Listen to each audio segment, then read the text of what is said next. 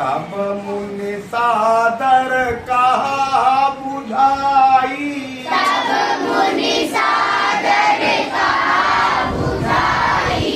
चरित एक प्रभु देखिए जाई, चरित एक प्रभु देखिए जाई।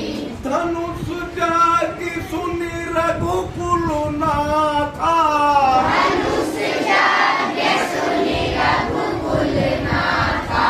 अरसि चले मुनि बर के साथा, अरसि चले मुनि वर के साथा। तब मुनि सादर कहा बुझाई, तब मुनि सादर कहा बुझाई। चरित एक प्रभु देखिए जाई, चरित एक प्रभु देखिए जाई। धनुष जाति सुनि रघुकुल नाथा, धनुष जाति सुनि रघुकुल नाथा। अरसि चले मुनि बर के साथा। अरसि चले मुनि वर के साथा। हम आप लोगों को समझा चुके हैं कि राम और लक्ष्मण दोनों भाइयों ने उन सभी राक्षसों को मार दिया जो मुनि विश्वामित्र को यज्ञ नहीं करने देते। मारने के बाद कुछ दिन आश्रम में ही ठहरे। उसी दौरान एक दिन मुनि विश्वामित्र ने राम को अपने पास बुलाया और समझा कर कहा, हे राम, जनकपुर में धनुष यज्ञ हो रहा है, वहां पर जो धनुष को तोड़ेगा उसी के साथ सीता का विवाह होगा। तो उस धनुष यज्ञ को, उस कार्यक्रम को देखने के लिए हम लोग चलेंगे। धनुष यज्ञ की बात सुनकर भगवान राम लक्ष्मण मुनि के साथ खुशी खुशी प्रसन्नता के साथ चल, कथा इतनी ही सुनाएंगे।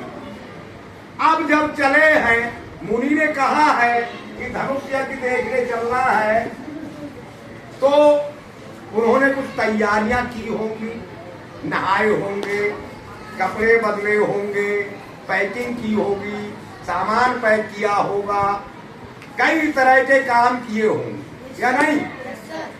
अब मान लीजिए कुल A+B काम किए, मान लेते हैं कि दोनों भाइयों ने क्या, बल्कि तीनों ने, विश्वामित्र जी ने भी, राम ने भी, लक्ष्मण जी ने भी चलने से पहले A+B काम किए। और A+B घंटे मान लो या मिनट मान लो, A+B काम किए और A+B ही उन्हें टाइम लगा काम करने, एक काम करने में। तो कुल कितना टाइम लगा होगा बताओ, क्या करके आ जाएगा आंसर, कितना काम टाइम लगा होगा? मल्टीप्लाई करके आ जाएगा। और A+B को जब हम 2 बार मल्टीप्लाई करेंगे तो इसका मतलब हम A+B का होल स्क्वायर भी लिख सकते हैं। समझ, किसी नंबर को 2 बार मल्टीप्लाई करते हैं तो उस नंबर पर पावर 2 लगा देते हैं, उस नंबर का स्क्वायर कर देते हैं। तो A+B को मल्टीप्लाई किया गया A+B से, उसी नंबर से, तो A+B पर स्क्वायर लग गया। ये भी लिखा जा सकता है, इसका मतलब यही होगा। तो जितना काम किए, एक काम को उतना ही टाइम लगा, तो वही नंबर उतनी ही बार जोड़ा जाएगा जितने काम है, तो मल्टीप्लाई हो जाएगी। बताइए भाई साहब, इसकी मल्टीप्लाई कैसे करें?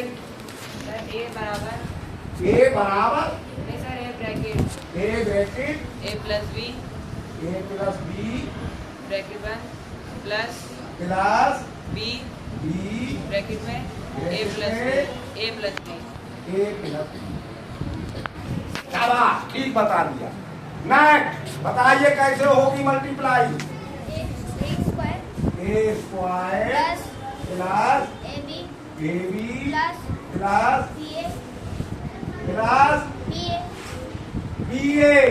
तो A पहले आता, BA ना लिख के हम AB ही बोलेंगे और AB ही लिखेंगे, प्लस B।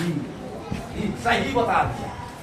नेक्स्ट अगला नंबर ए स्क्वायर बराबर A square plus 2ab plus 2ab plus b square plus B. सही।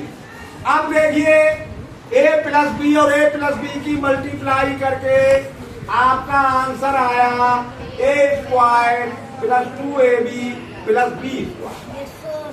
कौन से नंबर की मल्टीप्लाई करके आया? a प्लस बी और a प्लस बी या a प्लस बी का होल स्क्वायर के बराबर है। ये मल्टीप्लाई a प्लस बी के होल स्क्वायर के बराबर है। समझ रहे हो नहीं? यानी a square plus 2ab plus B square का फैक्टर है a प्लस बी और a प्लस बी, जिसको हम a प्लस बी स्क्वायर लिख सकते हैं। समझ गए या नहीं?